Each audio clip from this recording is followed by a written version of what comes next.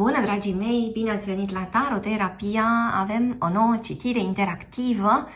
Ce vrea de la tine această persoană? Care sunt intențiile persoanei care te interesează și ce ar putea să facă în perioada următoare? Avem două grupuri. Aici este grupul 1, aici este grupul 2. Aceste oracole împreună cu seturile de tarot pe care le vom folosi le găsiți pe www.taroterapia.ro. Acolo găsiți și cursul de tarot intuitiv cu metoda Taroterapia, învață tarotul în 4 ore. Această citire este colectivă, vă invit să luați de aici ce simțiți că se potrivește și este o citire fără timp, adică este relevant momentul în care ascultați acest mesaj. Sunt aici cu cei dintre voi care au ales acest oracol și astăzi vorbim despre intențiile persoanei care te interesează. Vom folosi de asemenea pentru citirea voastră acest set de tarot, Wheel of the Year Tarot, și haideți să explorăm.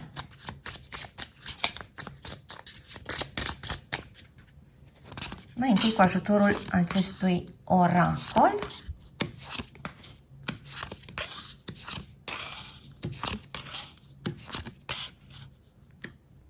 Avem niște noutăți interesante care se îndreaptă către voi, avem vești, avem o serie de comunicări care ar putea să se întâmple între tine, ascultătorule, și persoana care te interesează. Persoana care este prezentă lângă tine în această citire, nu doar cu gândul sau prin intermediul telefonului, dar ar vrea de asemenea să fie prezentă în mod concret, fizic, să fie în apropierea ta, să vină către tine. Există aici ceva ce are legătură cu raportul vostru, cu legătura voastră, conexiunea voastră și niște chestiuni financiare. Această persoană parcă își intensifică încercările de a intra în contact cu tine sau încercările de a te convinge în legătură cu ceva. Haideți să explorăm mai departe.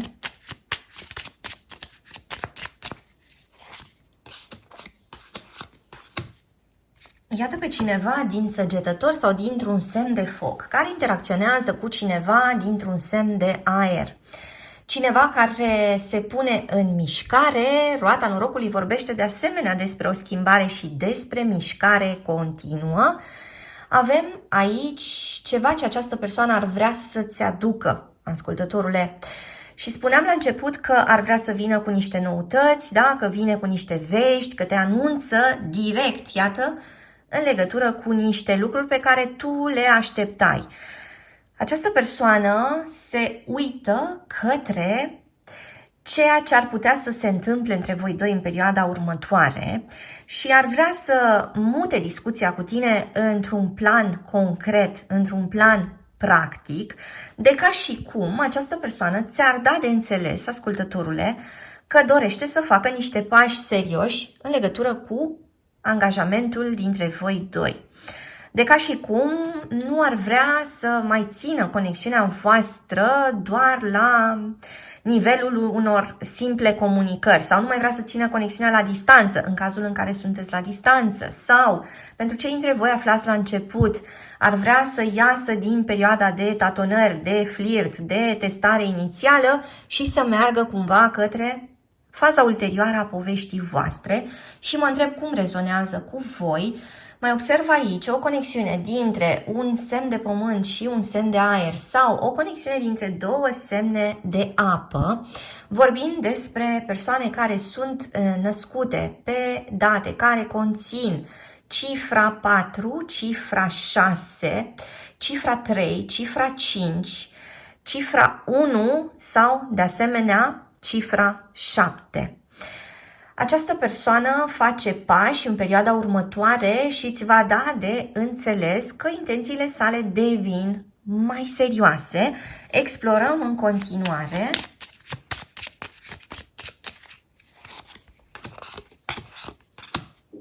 Iată un acord pe care această persoană îl caută. Un acord care are legătură cu viitorul vostru, cu viitorul acestei conexiuni. Energia feminină care primește aceste noutăți, energia feminină care este surprinsă. Bărbatul sau energia masculină care se gândește foarte mult la energia feminină. Am impresia că cine va face primii pași în perioada următoare pare să fie energia masculină. Cine va încerca să repare niște lucruri, de asemenea, ar fi energia masculină. În schimb, energia feminină este cea care, de data asta, parcă își deschide foarte larg urechile pentru a asculta și, de asemenea, deschide foarte larg ochii pentru a observa ceea ce vine din partea energiei masculine. Haideți să vedem mai departe. Explorăm acum din tarot ce vrea de la tine această persoană. 9 de cupe cu o imagine a familiei, regele de cupe, asul de cupe, turnul și asul de monede. Iată, această persoană ar vrea să dărâme ceva vechi. Vrea să dărâme ceva vechi pentru a face loc unor lucruri noi. Aveți nevoie să trăiți niște experiențe altfel, iar aceste experiențe altfel se referă, pe de o parte, la felul în care vedeți fiecare dintre voi situația și felul în care acționați, evident, felul în care comunicați, dar și felul în care voi vă planificați chestiunile voastre practice de zi cu zi. Așadar, această persoană ți-ar propune, ascultătorule, să renunțați la niște vechi modalități de a face lucrurile atunci când vine vorba despre felul în care vă raportați unul la celălalt și atunci când vine vorba despre chestiunile financiare, chestiunile economice, chestiunile care au legătură cu banii voștri, cu investițiile voastre, da? Cu felul în care cheltuiți resursele voastre, cu felul în care vă petreceți timpul, de exemplu, muncind versus cum vă petreceți timpul atunci când sunteți împreună, care este echilibrul just dintre muncă și viața sentimentală. Parcă genul ăsta de discuție ar vrea să o aducă această persoană, da? Ar vrea să pună cumva pe masă această propunere de a intra în astfel de detalii și de a rezolva niște lucruri care până acum probabil că v-au ținut la o anumită distanță unul de celălalt. Interesant că avem această carte care vorbește despre îndeplinirea unei dorințe, dar iată, într-un cadru mai larg, adică vorbim despre cineva care își dorește să fie cu tine și să aibă în jurul vostru de asemenea mai mulți prieteni, da? Să fie acolo niște oameni care să sărbătorească cu voi ceea ce trăiți voi unul cu celălalt și să vă bucurați cumva ca un cuplu firesc, da? De interacțiunile sociale. De asemenea, se anunță aici o ieșire, se anunță o invitație, se anunță prezența mai multor oameni în jurul vostru, dar în alte cazuri această carte ar putea să aducă în discuție de asemenea o petrecere de logodnă sau o propunere pentru ceva mai serios care este sărbătorită împreună cu niște cunoscuți de-ai voștri. Haideți să vedem mai departe, haideți să mai clarificăm acest turn.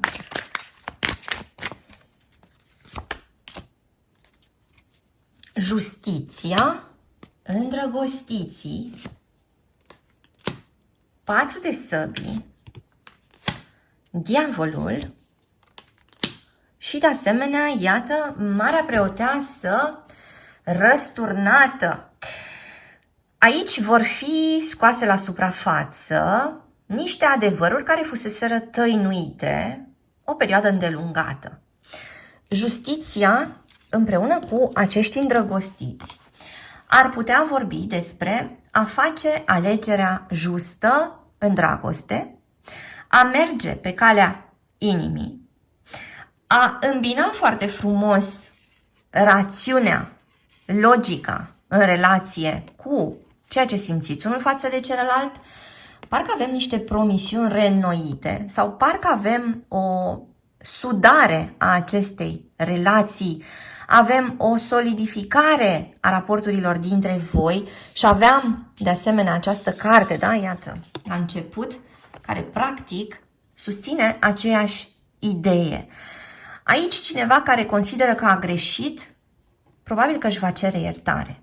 Cineva care consideră că a stricat niște lucruri, probabil că va veni cu această propunere de a le repara. Dar cineva se întoarce de asemenea către tine, ascultătorule, cu această atitudine nouă, dar se întoarce în același timp și cu eforturi sporite pentru a-și susține atitudinea, ceea ce e foarte important, pentru că aveți șansa să nu mai repetați tiparele toxice pe care probabil că unii dintre voi le-au trăit deja. Iată, spuneam că ceva este la suprafață și că un adevăr important va fi descoperit.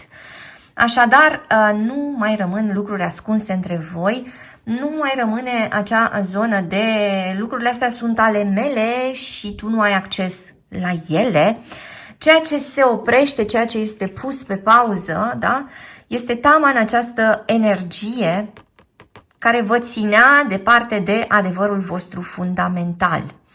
Ceea ce îngheață, de fapt, aici este toată această atitudine care avea legătură cu neloialitatea, nesinceritatea, a rămâne într-un loc fără a putea avansa sub nicio formă sau fără a vedea sub nicio formă spre ce se poate avansa. Ceea ce este distrus prin acest turn are legătură cu energia acestui diavol și are legătură cu energia acestei mari preotese răsturnate. Așadar, arcane mari, intenții mari, vorbim despre o perioadă cu schimbări semnificative care s-ar putea anunța aici și, de asemenea, aceste două arcane, în acest context, ar putea vorbi despre o propunere de căsătorie sau chiar despre o căsătorie.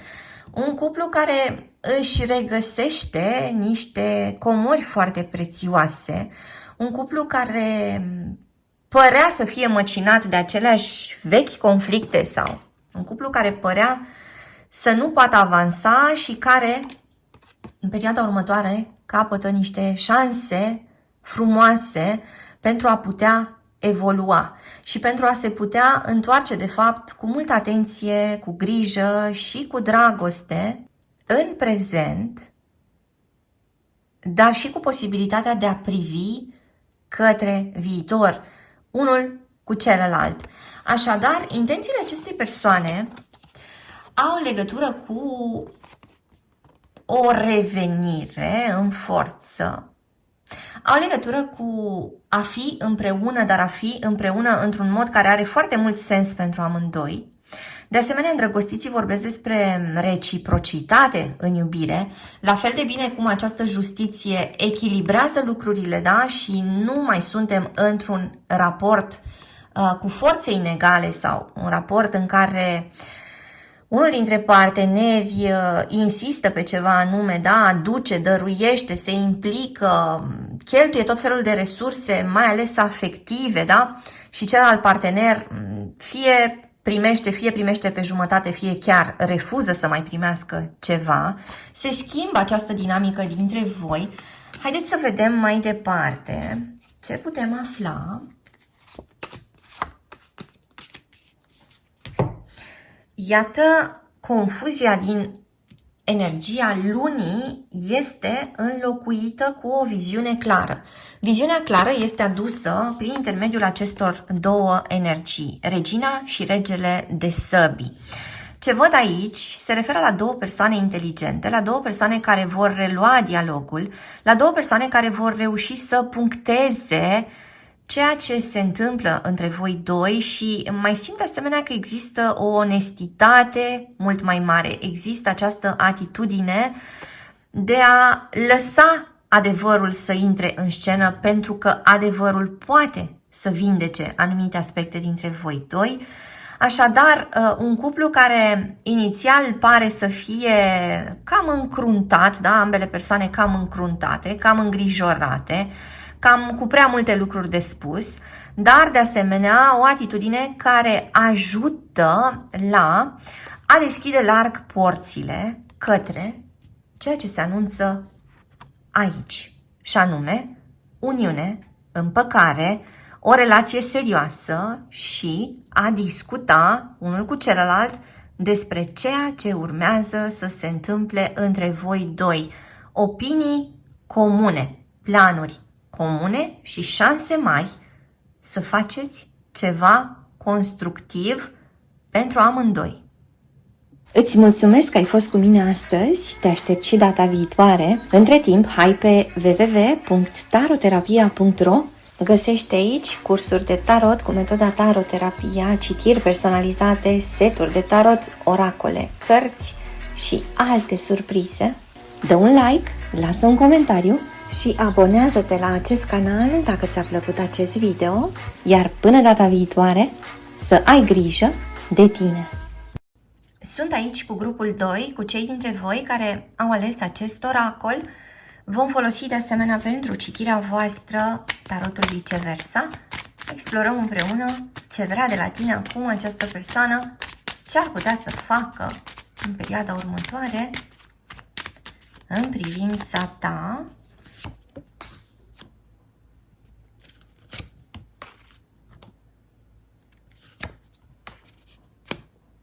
Avem aici un soi de consiliu, un soi de ședință, niște oameni care discută destul de aprins în legătură cu situația voastră.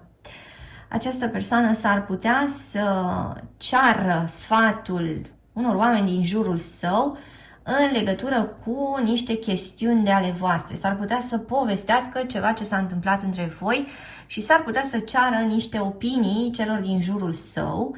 Această persoană consideră că situația voastră a ajuns într-un punct în care lucrurile nu mai sunt cumva de pe poziții egale și parcă ar avea nevoie de o opinie care să îi clarifice niște bănuieli pe care le are în mintea sa vis-a-vis de tine, ascultătorule.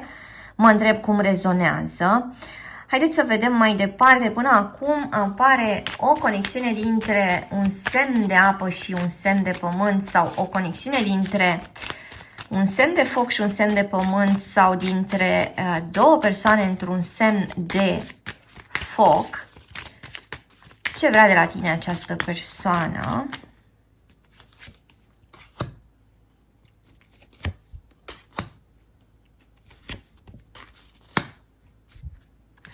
Ar vrea să te surprindă cu ceva și ar vrea să îți explice că un anumit mesaj din trecut a fost spus așa cu jumătate de gură sau ar vrea să-ți dea niște explicații despre ceva ce a omis până acum în discuțiile voastre.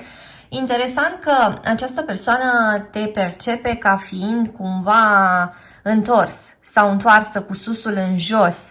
Adică nu prea mai știe cum să se raporteze la tine, pentru că ceea ce vine din partea ta este cumva nou și intrigă această persoană. Are parte cumva de niște întrebări destul de mari vis-a-vis de tine, de atitudinea ta, parcă nu-ți mai înțelege intențiile. Se întreabă de asemenea dacă ceea ce îi comunici tu la rândul tău este adevărat sau dacă de fapt tu susții ideea că relația asta nu are un viitor și că există o anumită ruptură, da, care se prelungește cumva între voi. Mă întreb cum rezonează cu voi. Haideți să vedem mai departe.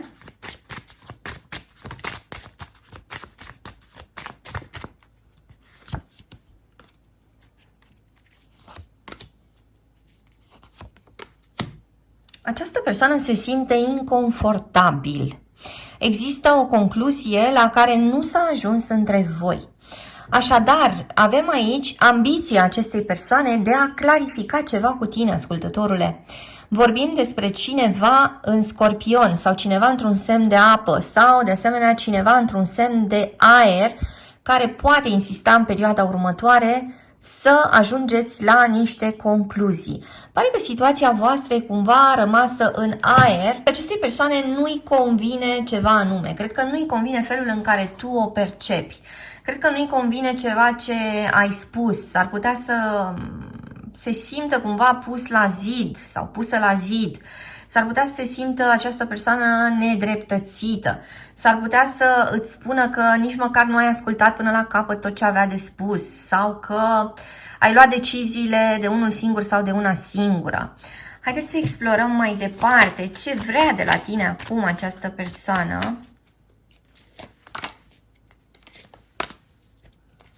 Este o persoană care se simte văduvită, însingurată, închisă într-un spațiu prea mic. Cineva care consideră că au fost prea multe ezitări între voi doi. Cineva care consideră că riști să te îndepărtezi prea mult de el sau de ea. Se întreabă de asemenea această persoană de ce nu ai mai căutat-o, de ce nu ai mai comunicat cu el sau cu ea în același mod în care o făceai odată. De ce alegi cumva să-ți petreci timpul singură? De ce prezența sa nu mai este dorită de tine în același mod? Foarte multe dubii, da? Foarte multe întrebări în mintea acestei persoane. Haideți să explorăm din tarotul viceversa ce vrea acum de la tine această persoană.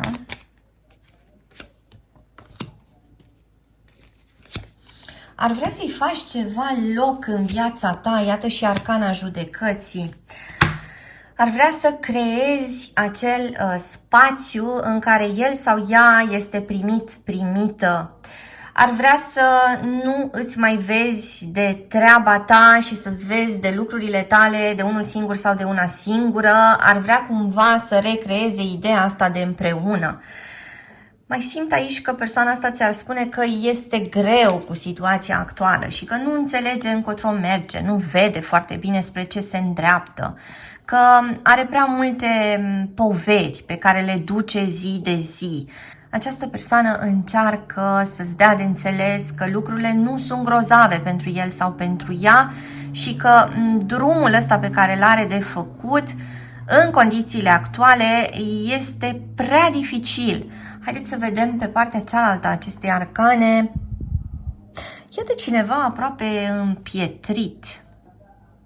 Împietrit de prea multe griji, împietrit de prea multe lucruri rutiniere. Cred că această persoană ți-ar spune că s-a săturat să facă lucrurile de fiecare dată în același fel, pentru că nu ajunge niciodată la un rezultat satisfăcător.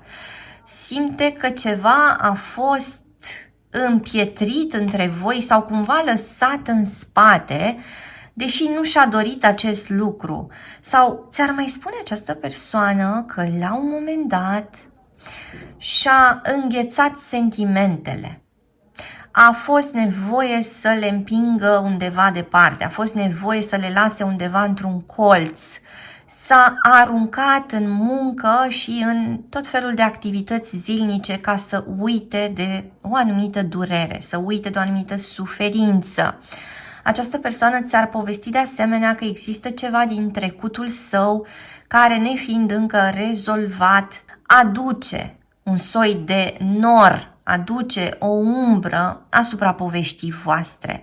Și ți-ar spune în același timp că a visat ceva sau că a avut parte de un soi de concluzie importantă în singurătate. Ți-ar spune această persoană că a încercat să înțeleagă de ce se împiedică mereu în același punct și că ceva din ceea ce s-a întâmplat între voi poate acum să determine o schimbare care începe în interiorul său, pentru că judecata este mai ales o carte a interiorului. Cineva care înțelege ceva important și cineva care poate să se comporte diferit în baza a ceea ce a înțeles. Așadar, ți-ar povesti ceva din copilăria sa sau ți-ar vorbi de asemenea despre copiii voștri, ți-ar vorbi de asemenea despre ceea ce voi puteți crea sau construi unul cu celălalt. Această persoană începe de asemenea să observe că te-ai mai așezat în propria viață. Observă de asemenea că parcă ai ieșit cumva din simbioza cu el sau cu ea și ți-ar spune că a înțeles lucrurile dintre voi într-un fel infantil până acum, că nu a reușit să se conecteze cu ceea ce ar fi însemnat o conexiune foarte profundă, că s-a temut de fapt de această conexiune foarte profundă, că parte din ceea ce se întâmplă vine, spuneam, din trecutul său. Parcă a făcut un soi de incursiune interioară destul de interesantă această persoană și s-ar putea de fapt ca această incursiune să fie apărut tocmai în urma acestor consultări, în urma acestor discuții, da, pe care această persoană le-a avut cu diverse persoane, de ca și cum cineva din jurul său a spus ceva ce a avut un ecou semnificativ în interiorul acestei persoane. Apar până acum următoarele date de naștere, date care conțin cifra 8, cifra 2, cifra 3, cifra 6, cifra 5 sau cifra 9. Avem următoarele inițiale, litera E, litera L, litera T, litera M, litera B, litera A, litera J, litera R sau litera S. Haideți să explorăm mai departe ce vrea acum de la tine și ce ar putea să facă această persoană în perioada următoare.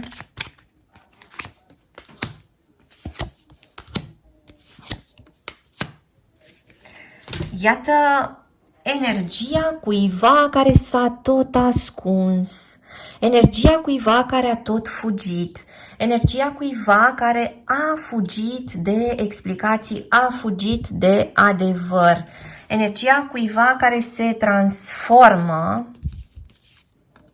Parcă această persoană câștigă niște lucruri după ce a stat o perioadă în singurătate. Parcă ajunge la această atitudine a regelui de bastoane. Adică dacă până acum ceea ce i-ar fi condus viața acestei persoane ar fi fost mai degrabă niște scheme repetitive, pare că încet încet a început să înțeleagă că nu poate să-și trăiască viața în baza a ceea ce a preluat sau în baza unor imitații. Parcă persoana asta simte nevoia de autenticitate, parcă simte nevoia să preia controlul, da? Și să aibă întreaga putere asupra vieții sale în mâna sa.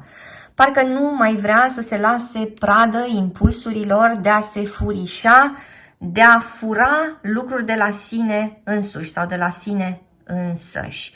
O persoană care consideră că s-a păcălit singură, s-a mințit singură, nespunând adevărul în relație, de fapt nu-și spune adevărul sieși.